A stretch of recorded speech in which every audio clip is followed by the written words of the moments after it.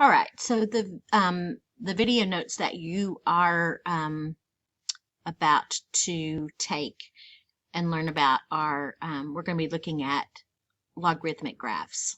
This should be the first time in your history of all your mathematics courses that you have seen this graph. You haven't seen it in any of your other courses. So this is absolutely positively new to you. I'm going to revert back or go back to a set of notes that we did way earlier in the year. I looked it up in my math journal and I found it. It was in semester 1 and it was notes number 16. It's when we learned about inverses. And so you should have this in your journal. The inverse fact sheet says when I say inverse, you think switch. We learned how to take an equation and find its inverse. We learned how to take two inverses and determine or two equations and determine that they were inverses of each other. We learned how to take tables and points and know that points on one function, if you switch the x and y values, you'll get the points on the inverse function. So we switch the x's and y's, and this is a way to write a point. If the point is on a function, if the point AB is on a function, the point BA is on the inverse function. This is the notation for inverse. We say f raised to the -1 power. This is the part that I wanted to get to because we also learned that for graphing purposes, inverses are reflections of each other over the y equals x line. So the y equals x line is going to be the line of symmetry for a graph and its inverse. And that leads me to this picture right here. I went to Desmos and I typed in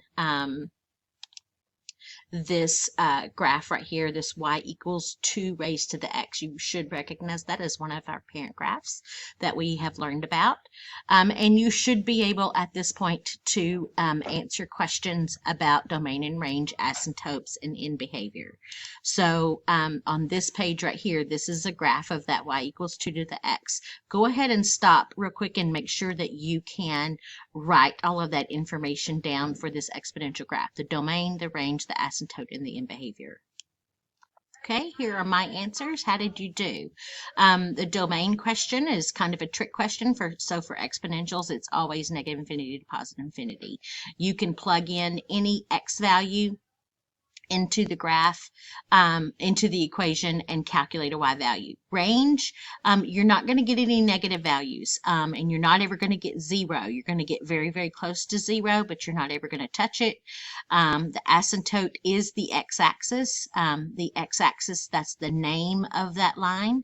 Y equals 0 is the equation of the x-axis. And of course, on the end behavior, you've got one end of your exponential function that's always going to approach an asymptote. This is happening on the left side. On the left side, I'm approaching my asymptote, but on the right side, my graph is going to infinity. So what we're going to combine this information right here with what we learned about inverse functions. And I'm going to turn on, there's my y equals x line, okay? And I've plotted some points here.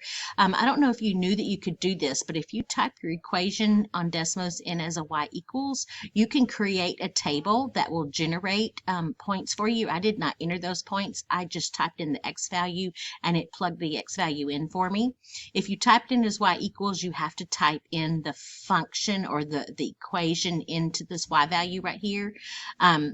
Here are those points. Right there is the 0.24, there's the 0.12, and there is the 0.01. I will explain my statement when I said you can just type in an x value. If I type in 1/2 and type it in and press enter, oh, that's not what I wanted. Oh, I'm sorry. I did the wrong thing. I wanted to type in -1. That's what I was wanting to type in. When I type in -1, you see how it calculated the 0.1/2 right there. And yes, 0.5 is 1/2. So that's this point right there.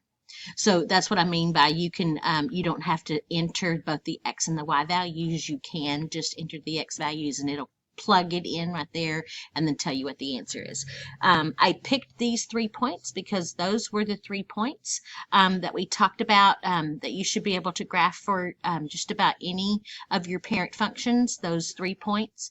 That was the 3 points that I put in. This 2, 4 was an extra one, but anyway, the 3 points, the 0, the 1, the -1, those are right here. That's what I graphed for you. The other thing that you can do is if you do name a function using function notation, then when you create a table, you can name it X and just put g of X right there like I did right here, instead of having to type log base 2 of X in. We are going to learn how we algebraically change this equation into this log equation. It's just not, we haven't learned it yet. We're going to. It's a lesson that's coming up very quickly. I wanted to go ahead and get the basics of the graphs out of the way, so that as we learned all that other stuff, we didn't have to go back to graphing.